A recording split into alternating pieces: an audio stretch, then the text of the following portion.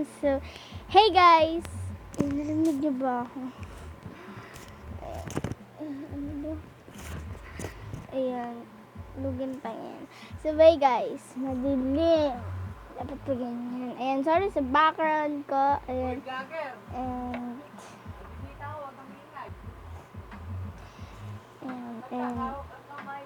so guys, yan, ngayon gagawa tayo ng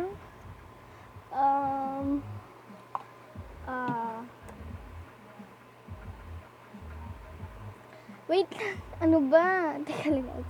Asian slime, pwede na ba yan? Kasi gel glue ang gagamitin natin. And sorry, maingay, may tugtog. And ito yung gagamitin natin fish pan. Ano siya, parang penguin na may pangil. Ayan. So, let's get started. So guys, and ang kailangan po natin ay mixing bowl and spoon, bowl, glue, paint, and detergent. So, let's start.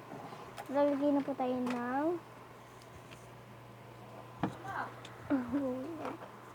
yun na yun. Lalagay na po tayo ng gel glue.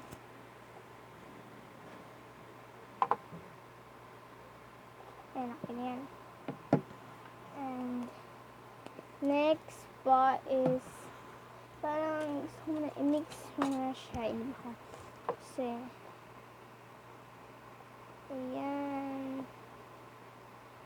Ganda! Ang Asian na. Siguro kung nakaganyan. Mas maganda. Lilipat tayo. Nakakadali lang noon.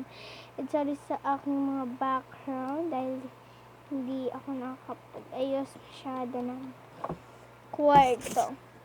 So, maglalagay na po tayo ng blue paint, sky blue paint. Po tayo dito ng pang paint. Spoon. Ayokong gamitin niya kasi tingnan niya ko. Mababali na siya kaya di ko siya ginagamit.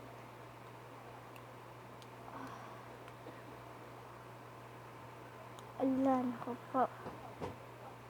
Lagay tayo dyan. Ala, yung pang-mixing bowl. Ala, ano nangyari?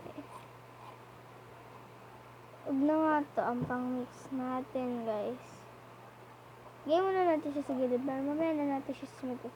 Ito na lang muna ang pang-mix natin, pang samantala. At mamaya ibahin na natin. Ayan, ang ganda.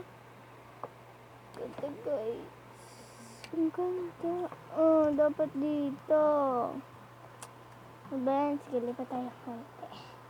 Lipat tayo natin. Malaman kung saan tayo pupunta. So, ayan. Mix ko siya.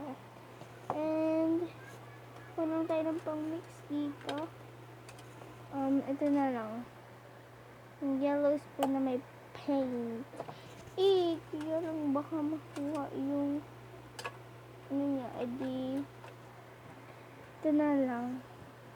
Kasi, nagdidikit-dikit sila pag nilalagay ko sila sa isang lalagyan.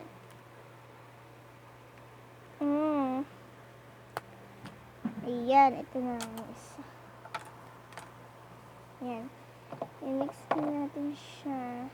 Kasi hindi nito kakayanin kapag nagawa ng slime.